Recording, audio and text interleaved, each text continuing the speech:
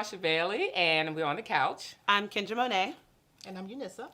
And we are talking about dating and marrying or being married to an alpha man. And we have Eunissa Warnock with us because she is married to an alpha man. Tell us a little bit. Yes, you are. Tell us a little bit about your husband. Okay, so I'm married to Akintunde. Most people know him as comedian Akintunde, and he's a writer, producer, and we have been married 23 years. It'll be 24 years in December. Okay, awesome. Insert applause. Been together 27 years, all of my life. Very young. All your life? All my life. When did you get married? How At old 21. were you? 21.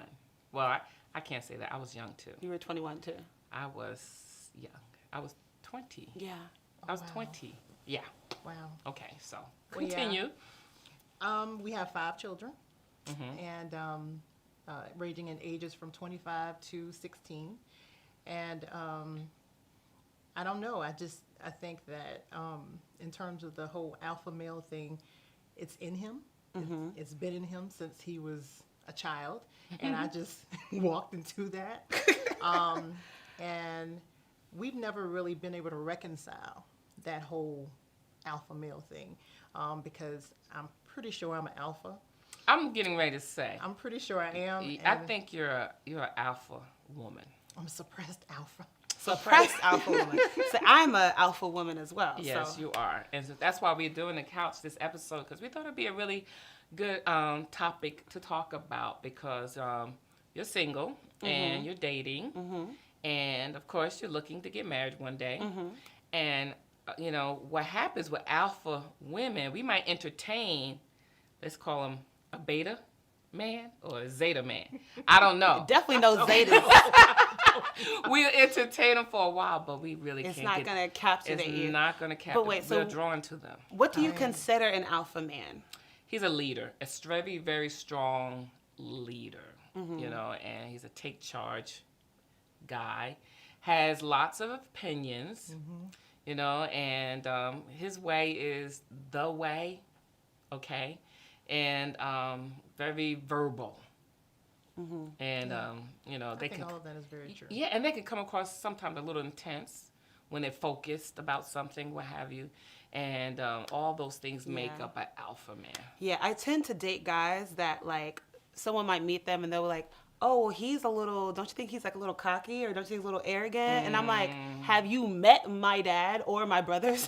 That's not a trait that bothers me. Right. And I don't see it as like cockiness or arrogance, you know.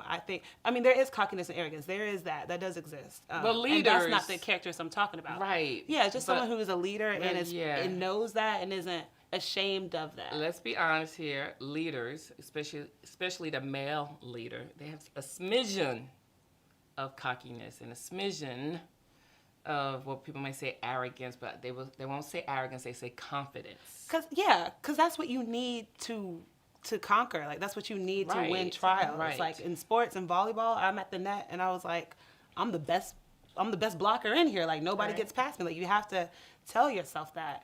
And I think that's always great, but when you're in a relationship with that person, it could be challenging, especially if you're an alpha woman. I would say I'm an alpha woman too. Yeah. Yeah. You know, Yeah. you think? So alpha women and alpha men, you can clash.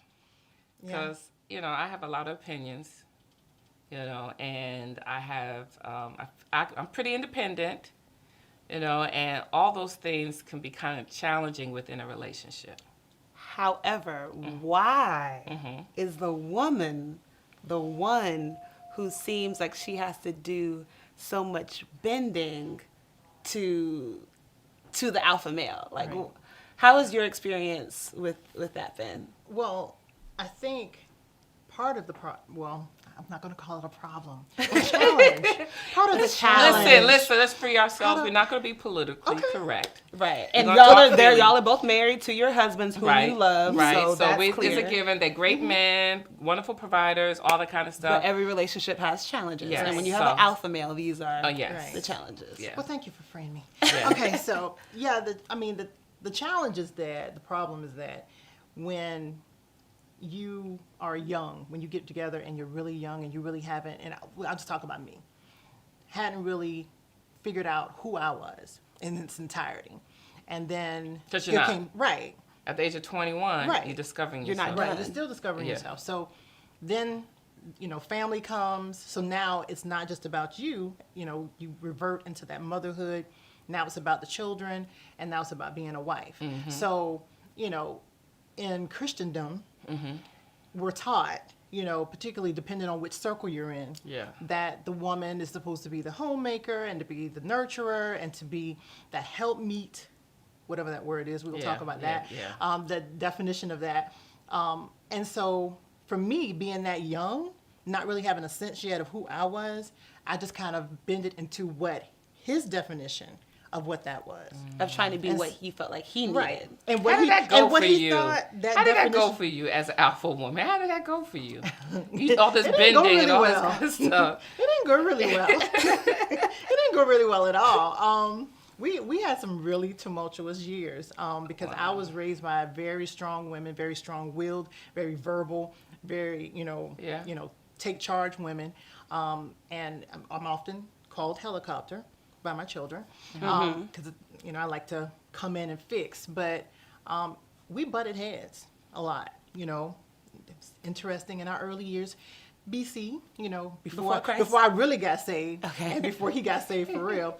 And so we had some instances where we had gone to, and it was funny because we had a show one time, and we had security at the show. It was at a church, and the police officer came up to the table, and I was working the merchandise table, and he said, "How you doing?" He was like, "You remember me?" And I was like, "No, don't." He said, "But I remember you." Oh. He was like, "I came to your house one night. Oh. Y'all had tore up the whole house." We would never hit each other, but we would tear up each other's stuff. I would bring something to his, and he would bring something to mine. Oh, my God. This was in the very... We got the tea and we, on the couch. And we talk about this all the time, so no secrets. But yeah, it was not a good transition. Yes. But the funny thing was, as we had more children, Mm-hmm. I bent to that because I was in school. I got my degree. He didn't think it was important for me to get my degree. He thought it was more important for me to be home as a mother. But I pressed through with 3 kids and got my undergrad. Good for you. And almost missed walking because he was like dragging his feet. And I'm just like, I literally got out of the car and got in line. But it was just Wow. and he came back years later and apologized. He was like, I didn't really support you through that because I really didn't see the importance of it. But he wanted me to be that wife. He wanted me to be that mother. And, everything else was supposed to come behind that. Wow. So this is my thing, because I feel like I'll be getting married later. Mm-hmm. In the South, it's later. In New York, it's like, girl, what do you mean you're 27? Why would you be married now? Right. But so I'll be getting married later. And one of the benefits of that, I think, is that there are things I would have done before to make a man happy that I'm just not going to compromise on now because I am who I am. I have some strength. You may say that's good or bad. Yeah, that's good. That's right. Go I have ahead. a question with this. Okay. So what did you guys do when you were 21 and you're married and you're being this, meek girl, and then one day you wake up and you're like, I'm a woman and I feel some kind of way. So how do you transition? How did you transition with that? Woo! Yeah. Y'all both went through that. Yeah, because, I call it the awakening. it's the awakening. And, but the thing about it is, it kind of happened around, 30. Okay. Did that happen for you too? Yes. Around 30. And it's the craziest thing because, they say a female does not really know what she wants until she's around the age of 25, having an idea. But then regarding who she is or what she desires, not referring to a man. Yeah. And so, but when you hit the age of 30, you kind of, all that stuff that was like kind of disengaged or floating around, you're not sure about, kind of lands on you. Like, bam, wait a minute, hold up, And I'll never forget when my awakening happened. I was going through a china cabinet, and we had some china, and Dad is he loves antiques and stuff like that. And so he was finding some stuff. He's like, oh, that's great china. I'm like, and at the time I was like, oh, it's okay. It was no big deal. Because see, the thing is, when you have an alpha man, you pick and choose your battles. Because it's, because at the end of the day, you realize this man loves me. I love him. We got some personality clashes. They're not deal breakers. You understand? Yeah. So you kind of like work your way through those things. So I was like, china, no big deal. It was in the cabinet. And I remember I was looking through the cabinet looking for something. And I opened it and I looked at the china. I said, I hate this china. I hate this china. Why did I have this china here? And I mean, it was really major thing. Like that light bulb was, I despise this china. And from that point on, and I don't like this, and I don't like that, I don't like this, I don't like that. All of a sudden, I knew what I did not like, and so it's almost I'm sure it's a little frustrating for a guy because for those years, especially if you're married, you're with this wife who's so agreeable. And this whole thing of being agreeable is because you really don't know exactly what you want. It's like it's no big deal. It's just no big deal. I really did. When you have kids, which I did, you had kids, and they're small, your mind is just occupied with a whole lot of other stuff. So you're like, I don't care about this. I don't care about that. I really don't care. Then all of a sudden, like at that time, the kids are older, and I cared. So I was like, and so I started saying, I don't like this, I don't like that, I don't want to be bothered with that. And I was like, man, where have I been all my life?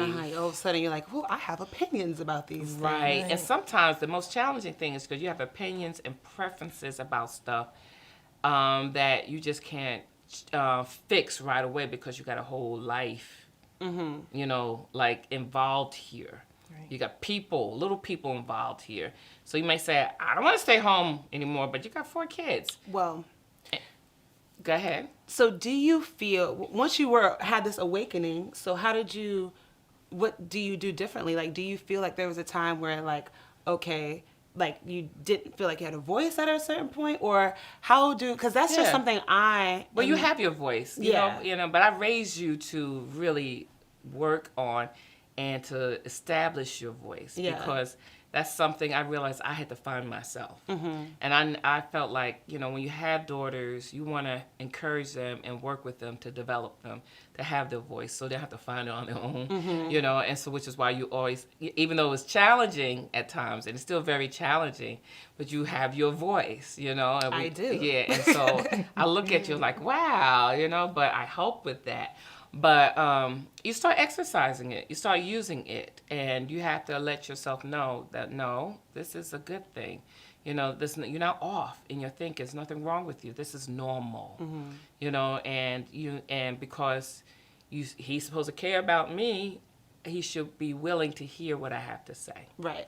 So, exactly. And so you have alpha men, but when you get to a place where, as you're young and you're dating these guys, if he doesn't not value your voice, if he disregards it, dismisses it, and mocks it, I'm not here for any of that. Yeah, you need to check, ladies, check that, mark that. I don't care how fine he is, because you have things that you desire, you have dreams, you have hopes, and being in a relationship is about companionship. It's not just somebody on your arm, purchasing, buying stuff. I don't know what you kids call it, and young people call it now, when this guy just tricking off on you. Yeah, okay, I knew it was something tricking off on you.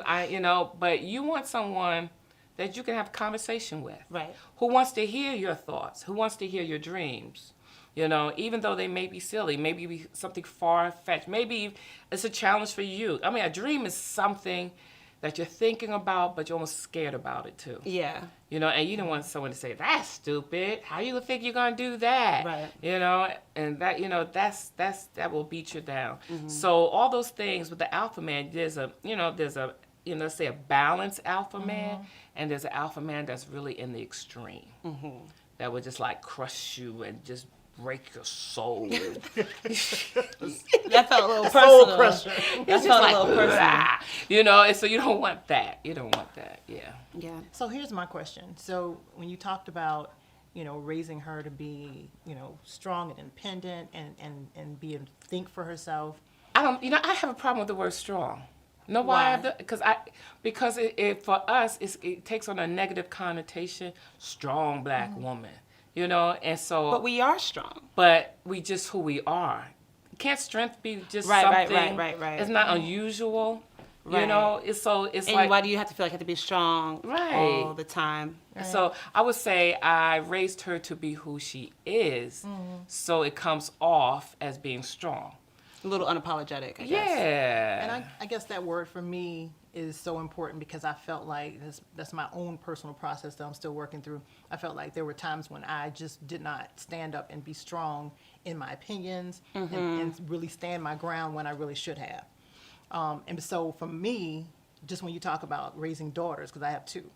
I have a 22-year-old and a 19-year-old. And so for me, it's that counter parenting because, you know, he has these opinions about, you know, those things have not shifted, about how, you know, about the role of women, you know, in a relationship once you get married, of course. Okay. And so I'm kind of sometimes I feel like I'm doing counter programming. And that's a challenge because if we're having a group discussion, you know, it's like, well, mom said, you know, like your mom did say that because I want them to think differently. I didn't have anybody telling me these things. And so, you know, that's a conflict. Has it been a conflict? You know, we have discussions that are, you know, that we disagree. You know, we just recently came out of a family vacation and we were all talking. We won't talk about all the logistics of it. But, you know, but I call those healthy conversation because we don't see eye to eye, but we're learning from each other's perspective. You know, and so, you know, he may say stuff or that guy may say stuff, but it was like, well, this is my opinion.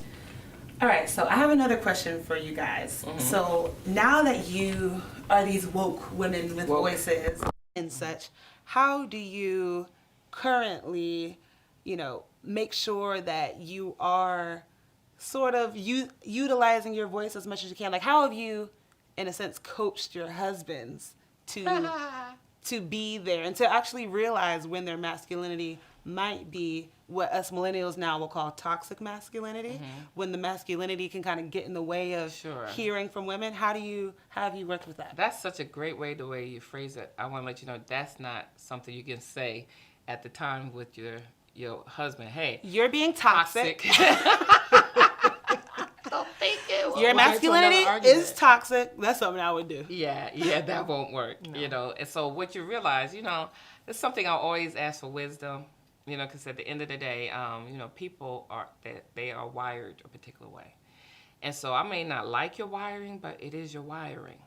You know, and it took me a while to figure this out. Where I'm at right now is kind of embracing people in their differences and their individuality and accepting them for who they are. Yeah.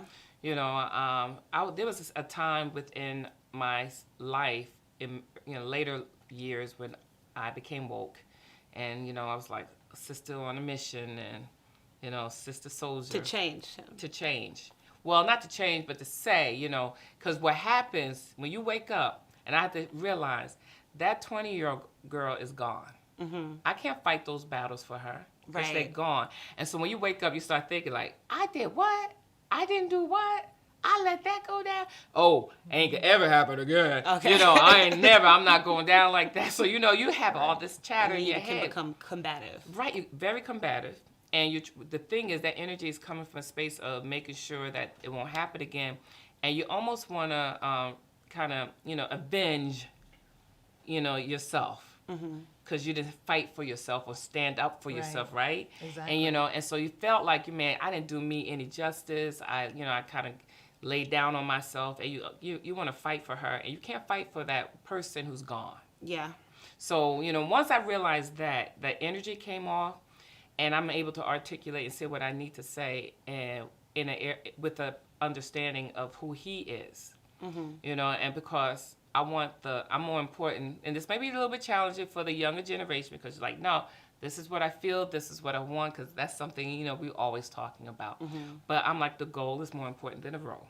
Right. So I'm focusing on the goal and what I want achieved. So how do I need to go about in doing that?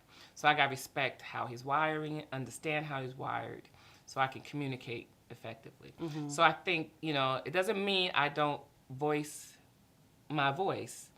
is that I'm wise with it, and because I know who he is and I know how I am, and then I know if I go about it in an area of like with negativity or edge, it's not gonna be pretty. You know, we never like broke stuff up, you know, what have you. But I'm a little bit more crunk. I see. I didn't know that. Okay, girl. But it's like, so I'm right. So I would say you got to think about, you know, it's about respecting each other. Yeah. You know, and this whole thing about tit for tat, I'm just at this place, you know, is even though I might feel like you're not respecting me the way I need to be respected, I'm not talking about like nasty stuff, hard stuff, but you know how I am, so I need you to use the knowledge about me and approach me accordingly. Right. That's what I'm talking about, respect. I'm not talking about calling you out your name, right. treating you harshly or mishandling you. No. Right. Let's be clear about that. Yeah, that's what it. we're not talking about. Yeah. I'm talking about because, you know, maybe I have a sensitivity to this, or maybe because I'm wired to that, or how I was raised, it sends me this place. I need you to take all of that, and I need you to walk in that when you that approach emotional me. intelligence. Yes, yeah. Because that's how I approach you. And so you may not use that emotional intelligence, and that's a great way of saying it, and communicating with me. I'm not going to do tit for tat. You know, I'm still, you know, and I'm not saying, hopefully, I'm not going to do tit for tat. But it's about, my goal is not to do that because I'm still going to respect you. I'm going to use my understanding of you and how you was raised to communicate to you because I want you to hear me. Right. So it's about being heard, about you understanding me. So, you know, so sometimes I need to like, that's for me to take it down so I'm not like getting caught up. Alpha men could be loud, but they're not yelling. They're just talking, you know. Do you experience that? Yeah. Okay. And you're like, are you yelling? Yeah, but this more of a, you know, an issue with me being, you know, it's like he'll say, well, you know, that's just your tone is disrespectful, but really all I'm doing is disagreeing. Right. So it's like, okay, you just want me to disagree. So then I'm like, okay, so here's what I'm gonna say. Oh no. So we actually, just to answer your question, we kind of reverted to writing to each other. Okay. That way, you know, and that's an art. Is that working? That seems good. That has helped. Okay. And that's an art too, I'm a because writer, you have to sometimes it's really easier. right, and then you have to reread, and it allows you to edit. I suggest you write those letters because you write stuff in the text. You can't retrieve that text. You can't retrieve emails. Well, we do email. Oh, we do Lord. email. Have you put something in email? Well, you wish can didn't reread put? it before you send. Right. But sometimes you may feel that way. Then you go to Right. sleep. It's like, I don't feel that way anymore. But I already sent it. Well, I journal, you know, Okay. so, you know, for me, it's like I journal it, and, you know, now the beginning of my journaling was not a good motive because I was like, I'm going to remember everything you did. Right. But This I is a remember log everything of you your said. wrongs. However, it helped me because like you said, I would wake up the next morning and I hadn't clicked send, it's still in drafts. So I'm like, okay, I can go back that's and read good. it. And I'm like, okay, I can edit it a little bit more. You know, okay, I don't have to say it that way. Or it sounds different when you're reading out loud to yourself. So that has helped. And then counseling, you know, Okay, because yeah, sometimes you need another voice. You need a more experienced couple. In our case, it was our pastors. And, you know, we just went on a perpetual. He didn't really know he was going to counseling. That's so funny. I was actually going to a meeting, and then I just said, I'm just add him. He was just like, why am I coming? I'm like, just come on, you know, just come on. We're just gonna go meet the pastors, and it just went on for what, like a year and a half, 2 years. So we just never quit. But we recently stopped. I was like, okay, we'll let somebody else, let some other saints have that time. But it helps to get another voice because then there's a dialogue. It's like, okay, like you don't get back in the car and say, I told you I was right, but that's what I'm thinking in my head. But no, but it allows that openness, you know, to hear what I'm saying. Right. Yeah. Because there's somebody else said it too. Right. And I'm so glad you said it because sometimes when you have two alpha people, you can get stuck on who's right. Right. You know, and that's been the most challenging thing is like, I don't want to have to, it's not about me winning, it's about us winning. Right. Right. So, you know, it's for alpha people, you got to get out of that individuality mode and get into couple mode. And so it's like about us winning. And so just like, and you play sports, and this will help me because I play sports. And so, because, you know, when you're looking at the couple winning, you might, it's like you have to like swallow some stuff sometimes. You feel like if you're swallowing stuff sometimes, like, wait a minute, am I not standing up for myself? Right. But when you're on a team, it's like you realize at this point, this person has the capacity to hit that ball, to score, or what have you. And even though I can score. Right. But they have the capacity to score. You support them in scoring because you're on the team. Right. And that's what helps me sometimes dealing with the whole dynamics of the alpha personality. I was like, we're on the same team. And so that helps. When you realize I'm for him, and I know that he knows, even though he don't realize it yet, I'm for him. And vice versa. We're on the same team. That helps tone things down. Mm-hmm. It helps scale it back. And it helps like soften things because we want to win. Yeah. Right. Who wants to be one person in one room, another person in another room? Right. Perpetually. And some that of will those be a challenge for me. Right. It'll Some be of the challenging. sessions were checking me. So, Yeah. I was told I was stubborn. Uh-huh. And I took that. Because you're an alpha woman. Alpha women can be stubborn, strong-willed. So I was corrected too, because we're leaders. Yeah, and I think both people ultimately have to learn to do this for each other. Yeah, Right. yeah. And you can't keep track if you feel like you're doing it a little bit more. Right. And at the end of the day, a man still wants to be a man. He wants to be your man. And he wants you to feel that you're his woman. So, he don't want you to she's a man just like me. Well, clearly, no. Right. And I'm definitely tougher with my brothers than I am with a man that I'm dating. Yeah. I chill out a little bit more when it's a man I'm dating. Yeah. Because they usually see my brilliance while my brothers ignore it. So that's that issue there. Because they still remember. They still want you to need them. They want to be admired. Yeah. And they want to be respected. We gonna work on this. I'm believing. Yeah, we gonna be okay. We gonna be okay. Well, thank you both for sharing your stories. Yeah, and it sounds like it's it's a journey. It's a journey. Forever.